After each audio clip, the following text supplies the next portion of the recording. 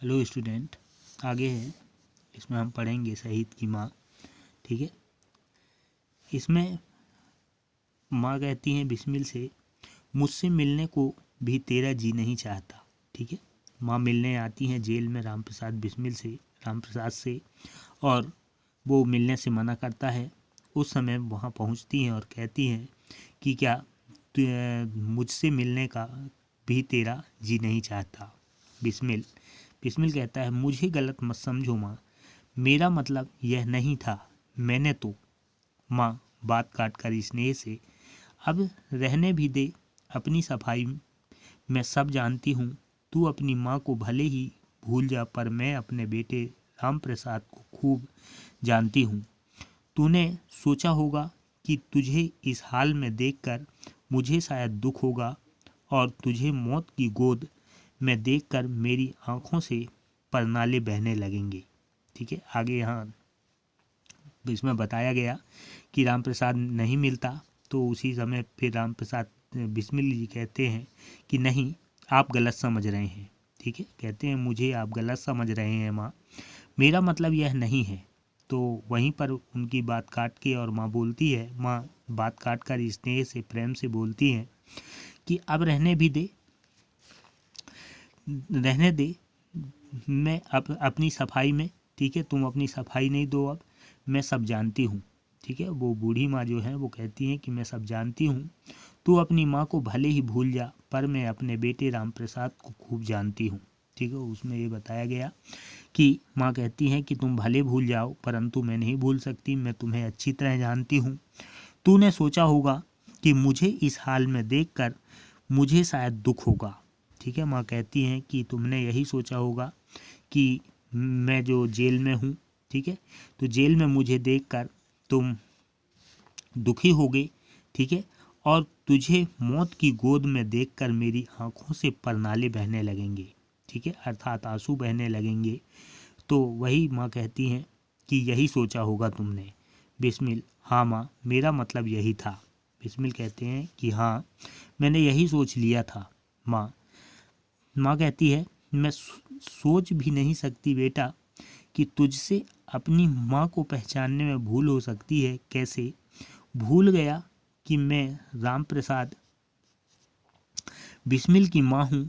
जिस भारत माँ के लिए तू कुर्बान हो रहा है, वह अकेले तेरे ही माँ नहीं, यह तो मेरी भी माँ है, तेरे बुजुर्गों की माँ है, इस सारे देश की माँ है।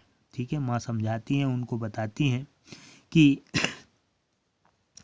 मैं सोच भी नहीं सकती, ठीक है, कि तुझसे अपनी माँ को पहचानने में भूल हो गया। ठीक है। तुम भूल कैसे गए, और ये कैसे भूल गए कि राम प्रसाद बिस्मिल की मैं माँ हूँ।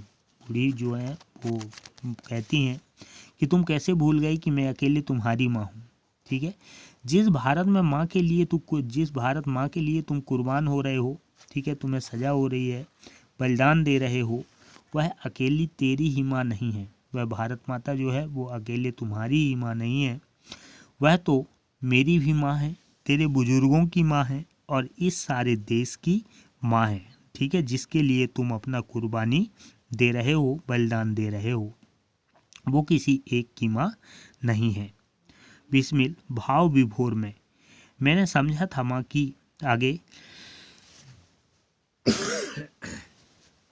आगे बिस्मिल कहते हैं, भाव विभोर हो जाते हैं, प्रेममय हो जाते हैं, और कहते हैं कि मैं समझा था। आगे, माँ, अन्य साधारण स्त्रियों की तरह मैं भी रोने चीखने लगूंगी। तूने यह क्यों ना सोचा कि जिस माँ ने तुझे बचपन से त्याग, वीरता और देश प्रेम का पाठ पढ़ाया है, वह आज अपनी मेहनत और फलते फूलते देखकर फूली न समाएगी। आज का दिन मेरे लिए सबसे बड़ी खुशी का दिन है। ठीक है। माँ कहती हैं यहाँ पर कि अन्य साधारण स्त्रियों की तरह, ठीक है, माँ उनको कहती है कि जिस तरह अन्य साधारण स्त्री हैं, वो अपने पुत्र को कष्ट में देखकर रोने, चीखने, चिल्लाने लगती हैं। क्या तुमने यही समझा कि, ठीक है, कि मैं भी इसी तरह से ये कार्य करने लगूंगी, रोने लगूंगी, चीखने चिल्लाने लगूंगी?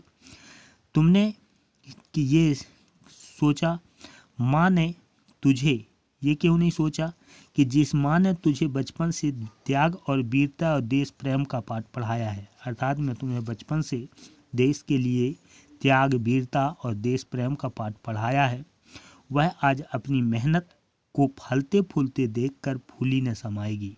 आज तुम्हारा मेहनत है, ठीक है, उस मेहनत के बल पर भले तुम्हें सजा हुआ, परंतु इसके लिए, देश के लिए तुम एक प्रेरणा बनोगे, ठीक है। तो ये इस खुशी के पल होगा। आज का दिन मेरे लिए सबसे बड़ी खुशी का दिन है। उसकी माँ कहती है कि ये जो दिन है, ये समय है, ये मेरे लिए सबसे महत्वपूर्ण है और खुशी का समय है।